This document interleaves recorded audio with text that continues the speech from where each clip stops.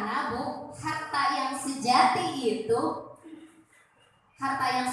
itu bukan yang kita kumpulkan, bukan yang ada di rekening. Harta yang sejati itu yang kita infakkan. Karena itulah umur pahala yang panjang, infak yang kita keluarkan. Kata Hatim al-Asam, seorang ulama sufi, mengatakan, "Manidda al-jannah min ghairi infaqin fi sabilillah fa huwa kadzdzab." Barang siapa yang menginginkan surga, dia ingin banget masuk surga, tapi dia nggak berinfak di jalan Allah, pelit, medit, bakhil. Apa kata dia? Berarti dia berdusta ingin masuk surga. Dia dusta, Bu. Kenapa dia berdusta? Katanya cinta, katanya iman sama Allah. Ada bukti. Kenapa orang mudah bersedekah, berinfak? Ada orang yang sulit banget untuk bersedekah, berinfak. Berarti itu kelihatan dari barometer imannya. Diukur gitu. Ini kalau panas kan ada alat ukurnya. Nah, alat ukur iman kita itu adalah kalau kita mudah bersedekah, itu udah jadi alat ukur imannya itu bagus. Kalau susah, itu jadi alat ukur imannya susah. Kenapa? Karena dia sudah memiliki pengetahuan tentang hikmah. Kalau pengetahuan jasad, kalau pengetahuan yang dilihat, ngeluarin duitnya malah berkurang ya dia. Tapi kalau dia pakai makna dengan kolbu, kebetulan kolbunya bening gitu, berarti kolbunya udah bening tuh, yang udah dapat hikmah, pasti dia akan ngeluarin. Orang melihatnya kan berkurang, setan apalagi, oh nanti kamu berkurang, mau beli ini nggak jadi, punya ini nggak bisa, punya itu boleh, dan sebagainya. Itu kan pengetahuan jasad, pengetahuan dalam orang mau berinfak karena dia udah punya hikmah, diberi pengetahuan hikmah oleh Allah. Orang yang rajin berinfak itu. Nah, nanti ada hal-hal apa di balik infak itu. Karena kata para ulama, kata Ibnu Qayyim al-Jauziyah, beliau ulama, beliau mengatakan al-aqilu yanzuruna ilal haqa'iq, la yanzuruna ilal zawahir. Orang yang berakal, yang memiliki hakikat akal yang sesungguhnya itu adalah melihat sudut pandang itu dilihat dari hikmah, dari hakikat, bukan dari zahir. Kalau zahir kan kita infak berkurang ya. Tapi kenapa orang terus aja malah rajin, malah semangat, malah senang? Berarti ada sesuatu pengetahuan yang di dalamnya. Nah itu berarti orang memiliki akal yang sebenarnya. Berarti dia tahu bahwa hidup ini sebentar, umur kita itu pendek. Yang harus panjang itu umur amal, umur pahala. Salah satunya adalah dengan berinfak, bersedekah. Kita lihat lagi ayat Al-Quran. Di dalam Quran surat Al-An'am itu surat ke-6 ayat 116. Surat 6 ayat 116. Nah, ini orang-orang yang berpikirnya dengan 116 itu total, dengan jasad. Wa in tuti 116. Buka Al-Qur'annya Bu ya. Lihat ayatnya, kemudian kita baca terjemahnya. Wa in tuti aktsara man fil ardi yudilluka an sabilillah. Dan jika kamu menuruti kebanyakan orang-orang yang di muka bumi ini, yudilluka an sabilillah, mereka itu niscaya akan menyesatkanmu. Iyattabi'una illa dhanna wa innahum illa yakhrusun. Dan tidak lain hanyalah berdusta kepada Allah. Jadi wa in tuti aksara man fil ardi yudilluka an sabilillah. Kalau melihat sesuatu, menilai sesuatu, jangan yang kelihatannya, tapi harus yang lebih dalam. Jadi disuruh Allah Sekarang kalau melihat sesuatu, jangan, oh nanti begini, oh nanti jangan. Pakai hati berarti ya Bu ya. Berarti pakai hati. Apa? Jika kamu menuruti kebanyakan orang-orang banyak, jadi pengetahuan orang-orang yang banyak itu yang ada di alam dunia ini, di lingkungan kita itu pengetahuannya masih pengetahuan yang bersifat jasa dia, yang kelihatan. Jarang yang pakai hikmah. Oleh Allah jangan ikuti kebanyakan pendapat orang-orang itu.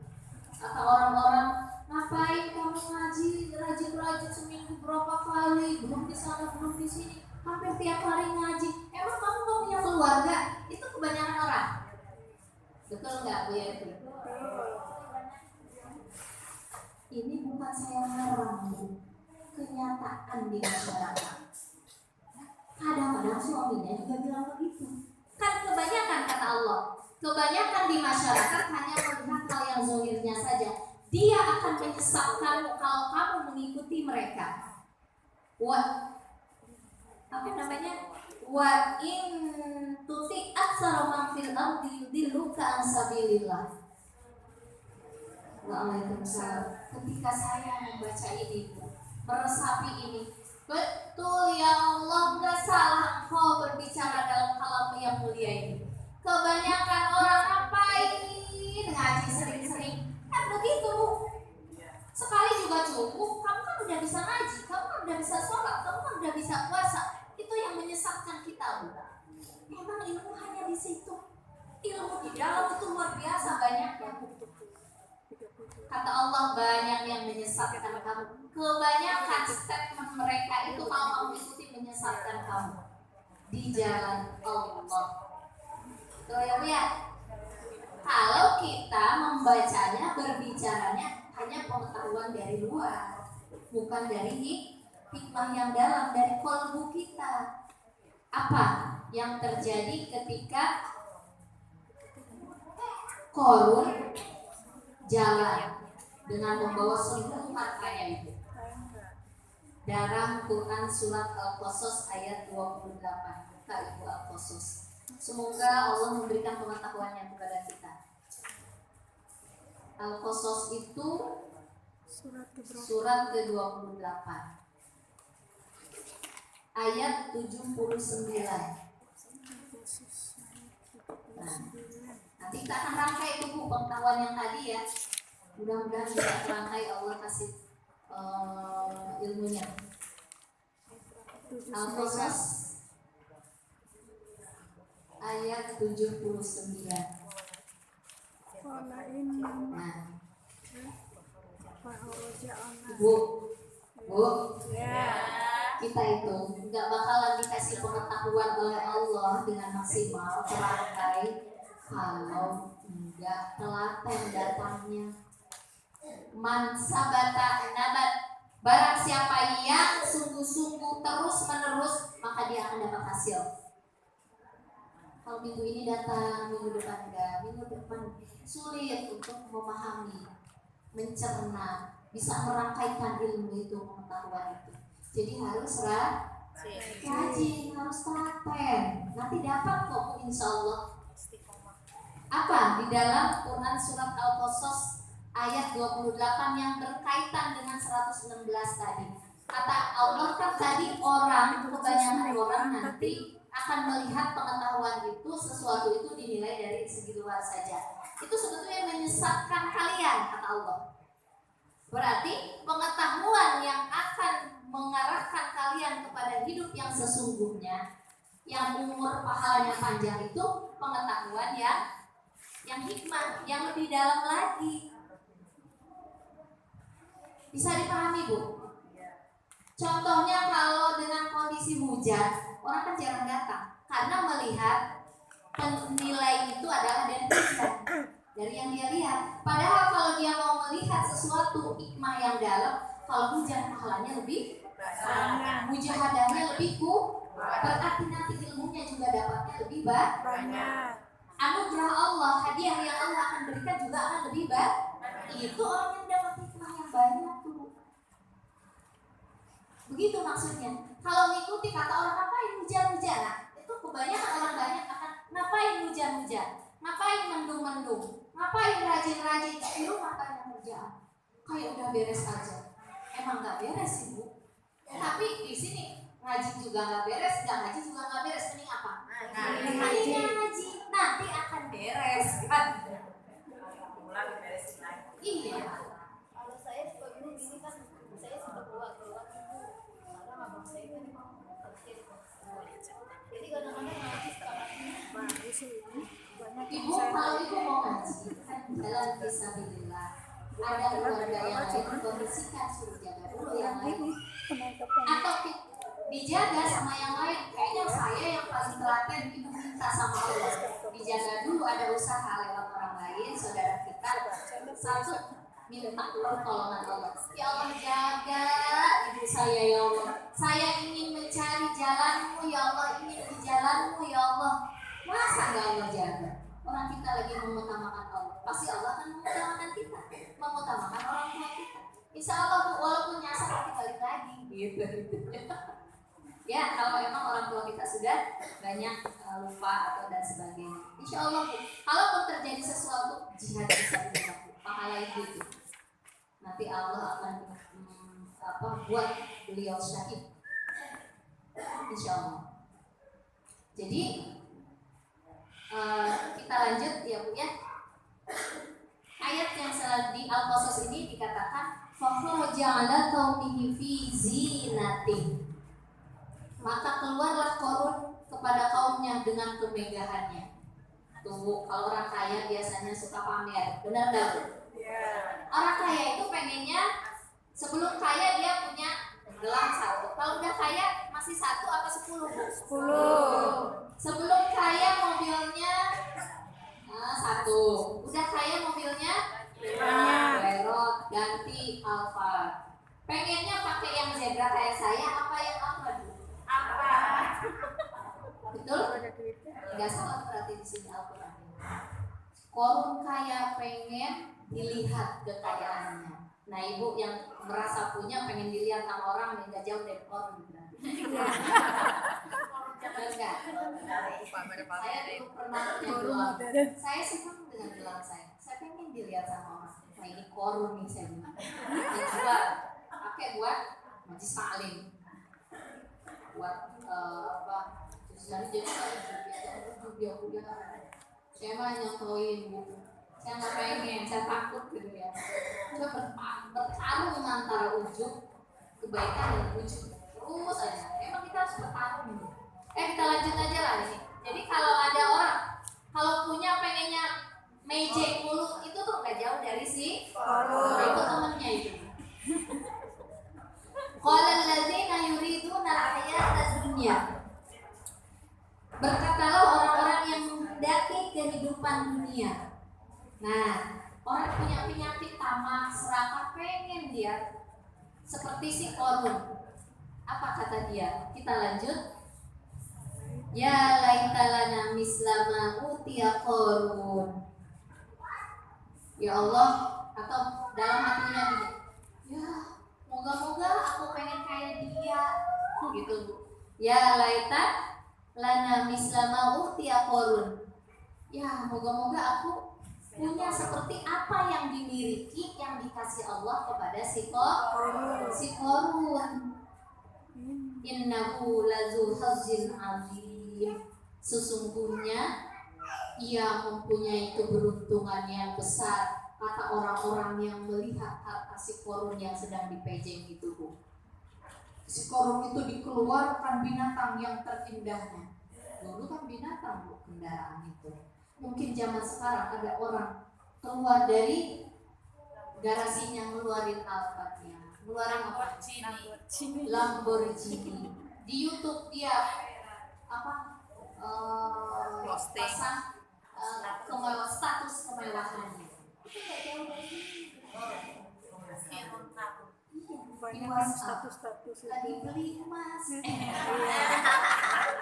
lagi apa ya? Lagi milih mobil, lagi jalan-jalan lagi makan jalan-jalannya ke Tanjung Surya. Pokoknya kenapa Al-Quran ini jadi cahaya? akan memperbaiki kesalahan-kesalahan yang kayaknya nggak salah dulu menurut kita. Benar, maka ilmu itu cahaya ya. Nah, lanjut ya. Kata orang yang melihat kalau ada orang Allah lewat dan kita, kapan ya saya punya kayak gitu ya Allah, mudah-mudahan suka gitu Ibu. Iya Bu.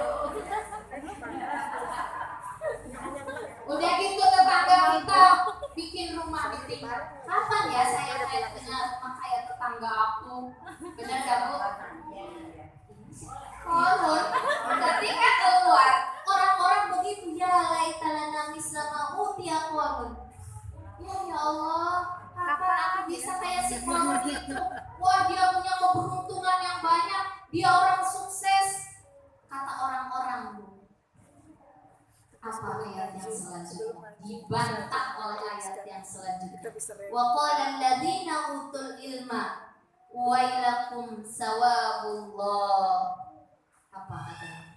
Kecelakaan yang besarlah bagimu. Jadi kalau ada orang yang menginginkan Alphard lewat, rumah tinggi 3 tingkat, ini emasnya ada sampai ke sini Bu. Mirip jalannya saya pengen kayak gitu. Itu orang sukses tuh, orang yang hebat tuh. Apa kata para ahli ilmu? Wa qala alladziina utul ilma wailakum, celakalah orang yang menginginkan seperti itu. Berarti nggak boleh yang kayak gitu ya Bu. Berarti nggak boleh. Pengen Ibu nih kayaknya sedang berharap-harap, pengen yang boleh itu yang seperti apa ya Allah, tapi saya pengen kaya ya Allah gitu. Bisa tapi kita di HP kan sering ngeliat tuh orang kaya gitu kan, mobil banyak, ya kan banyak di hati tapi akan besar gitu. Kadang-kadang kita tuh pengen seperti itu. Mencontoh. Tapi kalau itu sih sekali lihat dari mata aja gitu. Iya. Itu gimana Ustaz? Boleh selesai nih Bu. Ibu udah gak sabar ya. Roh cahaya di dalam kalbunya sedang menggeliat. Saya pengen dekat dengan Allah. Saya pengen jadi orang yang beriman. Saya pengen ini. Saya pengen tidak seperti Korun. Kalau ada apa lewat saya jadi tidak pengen nanti. Dilihat. Apa kata orang-orang yang Enaknya dinaikin. Bu, kalau belajar itu harus sabar Bu ya. Saya berminggu-minggu berhari-hari mempelajari ini. Ibu baru berapa menit? Udah pengen tahu langsung. Ya, kita lanjut. Jadi kata ahli ilmu, wailakum, celakalah kalau kalian menginginkan seperti itu. Maksudnya seperti dia. Karena apa? Pahala Allah, sawabullah khairul liman amana wa amila sholihan. Pahala Allah, keimanan dan amal soleh itulah yang paling baik di sisi Allah. Wala yulaqaha illa sabirun.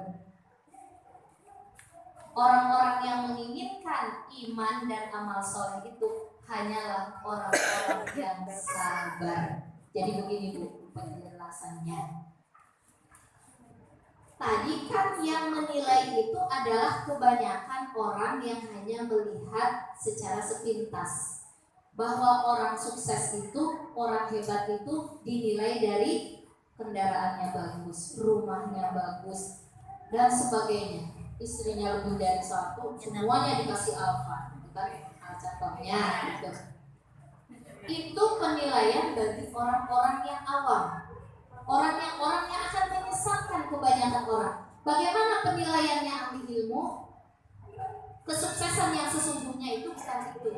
Kesuksesan yang sesungguhnya adalah orang yang memiliki pengetahuan iman, yang nafsnya, yang jiwanya, yang kalbunya bersih, dan dia beramal soleh. Biarin tetanggaku kendaraannya bertambah, tapi imanku yang bertambah. Aku rajin ke pengajian, imanku bertambah, ibadahku kepada Allah makin dekat. Belum tentu yang sukses tadi mau ngaji ke pengajian. Saya mau tanya di sini Bu, ada nggak di pengajian ini yang punya apa? Nggak ada. Kalau ada, Mimpi aja nggak ada.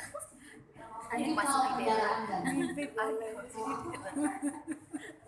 Oh, prestasi luar biasa kalau di sini ada yang apa punya rumahnya, bilangnya kemana-mana, mau ngaji, mau dekat sama Allah. Kebanyakan orang nggak begitu, kebanyakan enggak. Jadi apa? Kata Allah, di sisi aku lebih baik. Jadi kesuksesan itu sesuatu yang di sisi Allah lebih baik. Terus gimana? Jadi gini Bu, kalau ada orang rumahnya udah nambah tingkat, kita tingkatin tahajud kita.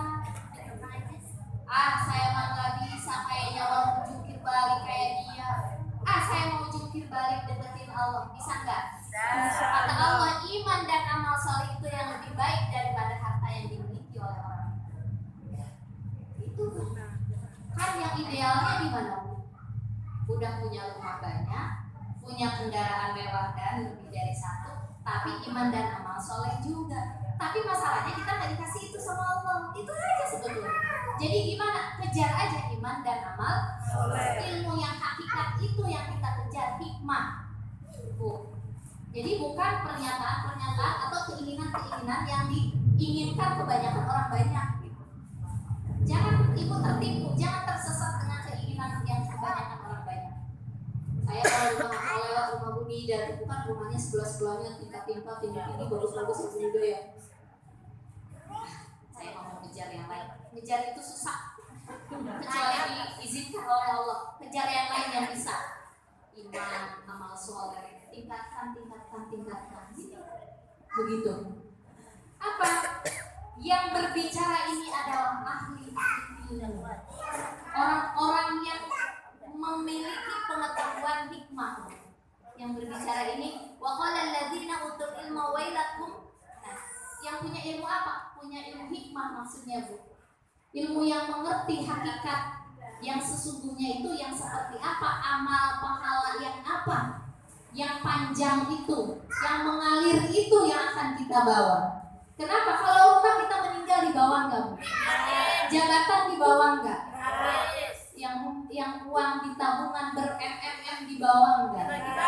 Kalau orang ahli ilmu yang memiliki pengetahuan ilmu, bukan itu yang akan dibawa. Berarti saya harus membawa sesuatu yang akan saya bawa, yang memanjat, yang umur pahala kebaikan itu yang harus saya bawa, yang dia akan menyertai saya, nafs saya, jiwa saya masuk ke alam barzah, masuk ke alam mahsyar, masuk ke alam yaumil qiyamah, masuk nanti sampai ke alam surga. Kenapa sih harus sedekah?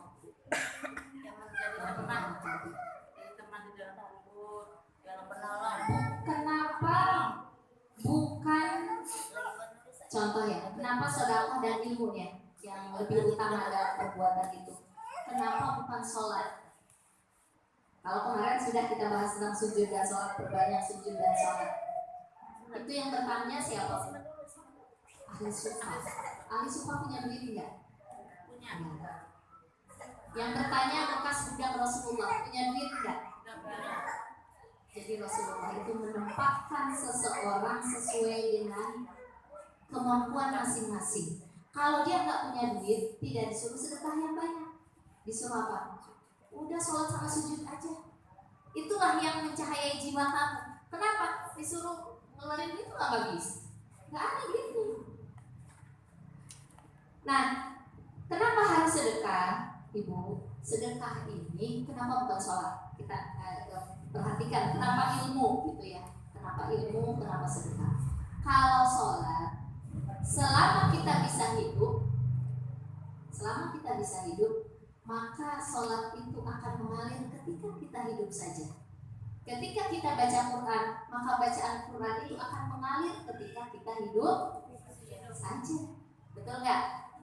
Kalau udah meninggal, bisa nggak baca Quran Bu? Bisa. Bisa nggak sholat?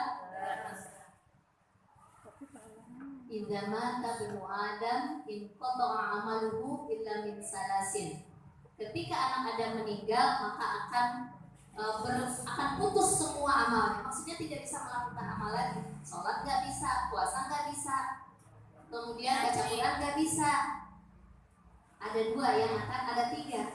Satu, amal jariah berarti infak sedekah, kemudian ilmu tafa'u bihi, ilmu yang bermanfaat. Yang ketiga, waladun soleh. Waladun soleh ini artinya amal yang mengalir.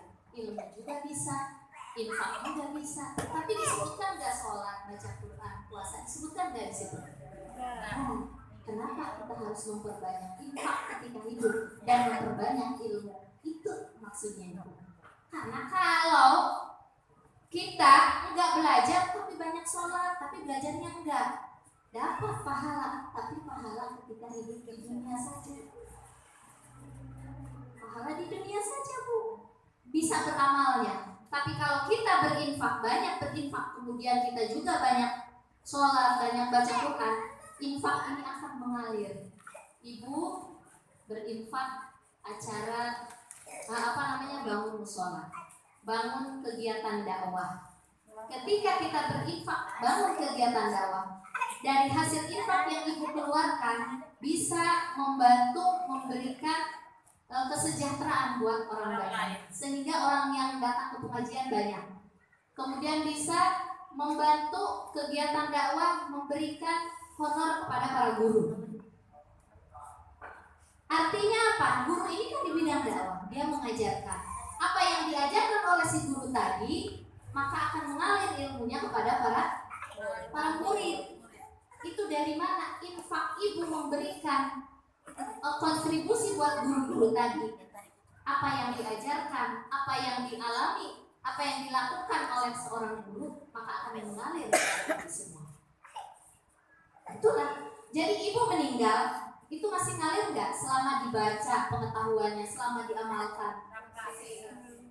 Berarti pahala umur dalam kebaikan itu masih mengalir, itu pahala apa umurnya berarti panjang dibanding dengan umur kita sendiri ketika kita meninggal diangkat oleh Allah. Itu maksudnya kenapa infak sedekah itu menjadi lebih mulia. Maka indikasi orang yang takwa, indikasi orang yang masuk surga itu, yang pertama cirinya orang berinfak ketika dia berkelebihan, banyak ataupun sedang kekurangan, pas-pasan. Allah minta itu, karena itu akan mengalir, Bu, pahalanya dibanding dengan umur kita.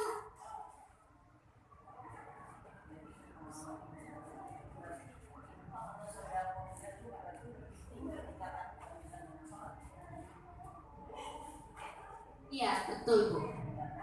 Ketika orang itu memiliki itu, kalau enggak apa? Banyakin sholat, banyakin zikir. Iya. Kalau bisa ditambah dengan dia sholat, akan lebih bercahaya lagi. Begitu. Jangan dibalik begini. Saya kan udah infak, berarti gak usah sholat sunnah lagi. Jangan begitu. Cuma ketika kita punya kemampuan di situ, lakukan itu sesuai dengan buah masing-masing. Kenapa Allah hadirkan orang kaya? Ada maksud dan tujuan. Kenapa Allah hadirkan orang miskin? Allah punya maksud dan tujuan. Yang kaya berkontribusi di bidang dengan yang lebih tinggi. Yang miskin berkontribusi dengan apa yang dihadirkan oleh Allah. Keluarkan mutiara masing-masing. Yang kedua, kenapa dengan ilmu? Ya, ilmu. Kan sedekah sama ilmu. Kalau sholat tadi, dia bisa ketika amalnya hidup saja, dia bisa sholat, bisa baca Quran ketika dia hidup saja. Coba bayangin, Bu, kalau ilmu kalau sholat untuk dirinya, tidak bisa untuk orang lain. Kalau puasa hanya untuk dirinya, tidak bisa untuk baca Quran untuk dirinya, tidak bisa untuk orang lain. Beda kalau mau kaji Al-Quran, ya, berarti ilmu.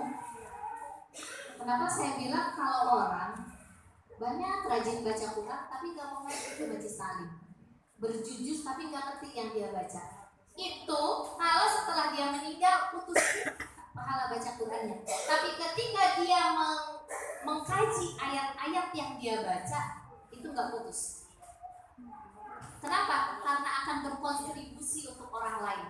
Jadi kalau pengen panjang umur pahala kita, berkontribusilah untuk orang lain dalam hidup kita. semua manusia Allah kasih mutiara, masing-masing punya mutiara, Bu. Jangan untuk sendiri aja, harus punya kontribusi untuk orang lain. Ibu mengkaji di sini, minimal nanti akan kita ajarkan di rumah. Kita ajarkan anak yang nah nggak boleh gini dulu, kita nggak ngerti. Kita ajarkan si anak mengikuti tauladan ibunya, arahan ibunya. Maka selama diajarkan oleh anak itu, selama diamalkan oleh anak itu, kita meninggal, maka itu mengalir terus pengetahuan yang dimiliki oleh anak kita.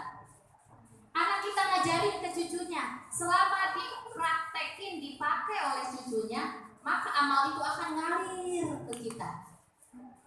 Coba itu kalau sholat, ngalir nggak? Meninggal? Enggak.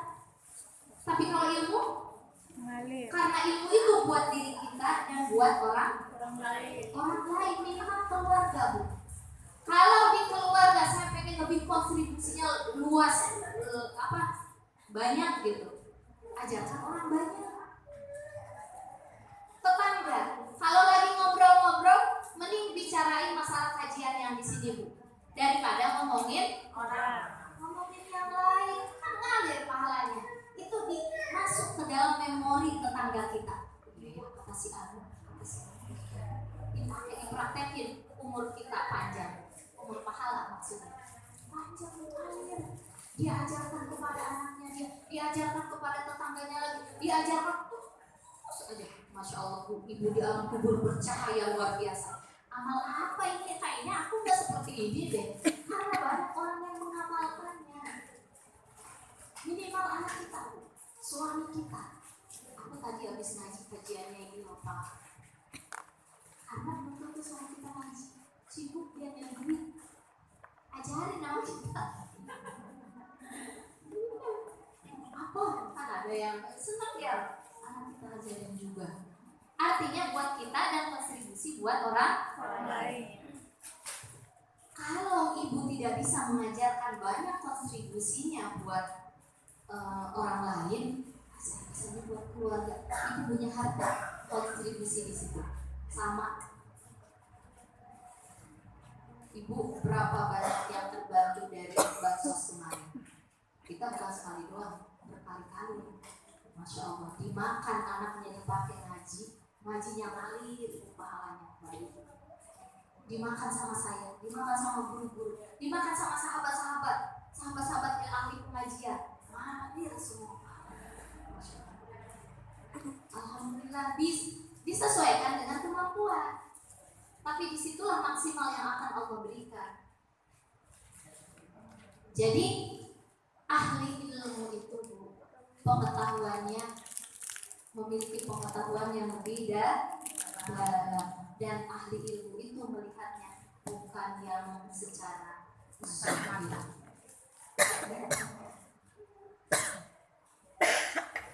Nanti Ibu baca yang fakhruja'ala qawmihi. Nanti besok kalau lihat tetangga berkulkas, jangan udah nggak panas. Ahli ilmu itu udah nggak panas. Ibu ini di sini udah jadi ahli ilmu kalau saya lihat. Udah nggak panas banget ya, Bu ya. Oh banget sih, Bu bilang masih ada panas dikit. Nanti lama-lama hilang, Bu. Udah nggak terlalu ngoyo, nggak terlalu ingin gitu, iri gitu nggak. Aku kejar hakikat yang sesungguhnya, yaitu kita kejar iman dan amal. Yang penting ketika aku mati, aku bahagia, jiwaku tidak terikat. Kalau ini masih terikat dengan dunia, itu artinya jiwanya masih gelap.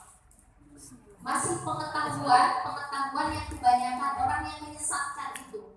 Kalau kalian mengikuti kebanyakan pendapat-pendapat orang yang menyesatkan itu di jalan Allah, yakin, Bu, jiwa kita itu nanti gelap.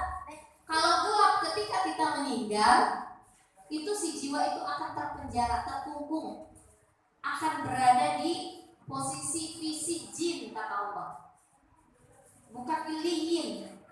Kan jiwa kita itu nanti akan berada di dua tempat. Kalau yang masih terkungkung karena masih menginginkan, masih kapal, masih serakah, kalau dapat 10 tahun enggak lah ya, Bu ya. Itu terbukanya kolbu setiap orang itu 40 tahun. Iya. Di sini ada yang 40 ke bawah, Bu. Nah, kalau kolbunya 40 ke bawah sudah menginginkan pengetahuan yang hikmah, berarti dewasa jiwanya. Tapi kalau ada orang udah 40 tahun masih kekanak-kanakan, masih egonya, masih serakah, masih tamak, masih dan sebagainya, itu susah untuk membersihkan jiwanya. Tapi kalau udah di atas 40, apalagi udah di atas 50 ya, udah punya keinginan menggebu-gebu membersihkan jiwanya dari keduniaan tadi, pengennya dekat sama Allah, pengennya mengetahui pengetahuan hikmah. Insya Allah nanti ketika kita meninggal, jiwa kita bersih, kita udah gak terpenjara. Kita kan pengennya seperti itu, Bu. Kenapa kita belajar ini? Pengen ketika di alam kubur itu jiwa kita, diri kita yang sesungguhnya maksudnya, Bu, itu bahagia, banyak yang nemenin, bercahaya. Kenapa? Karena memiliki pengetahuan hikmah tadi, bukan pengetahuan yang kebanyakan orang yang menyesatkan.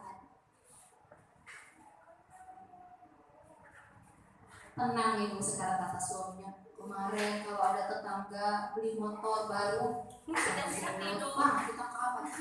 Ada banyak ya. Udah dia saya yang sesungguhnya. Nah itu maksudnya, Bu, nanti akan berpengaruh kepada umur pahala kita. Jadi di sini hakikat umur ini adalah bukan umur secara duniawi, tapi umur secara maknawi apa atau hakikatnya. Umur itu artinya yang paling baik, panjang umurnya, dan paling baik perbuatan baiknya adalah ketika seseorang mengisi perbuatan-perbuatannya itu adalah bagaimana bahwa apa yang kita lakukan ini bernilai di hadapan Allah, kita bawa nanti untuk kebahagiaan jiwa kita ketika di alam kubur sampai menghadap Allah Subhanahu wa Ta'ala. Sudah sampai 12 ya, Bu ya?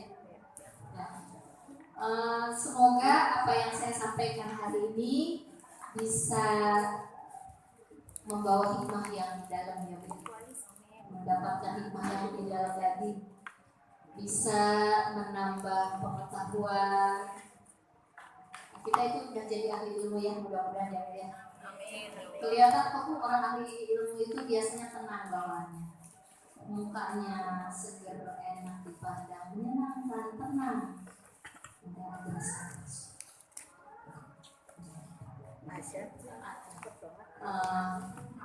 Makin cepat. Yang hak datangnya dari Allah, yang batil dari diri saya sendiri. Saya minta maaf kalau ada hal yang kurang berkenan di hati ibu atas kata-kata saya, itu datang dari diri saya. Semoga kita dijadikan Allah, diberikan yang bertakwa. Sebelum saya tutup dulu ya. Assalamualaikum warahmatullahi wabarakatuh.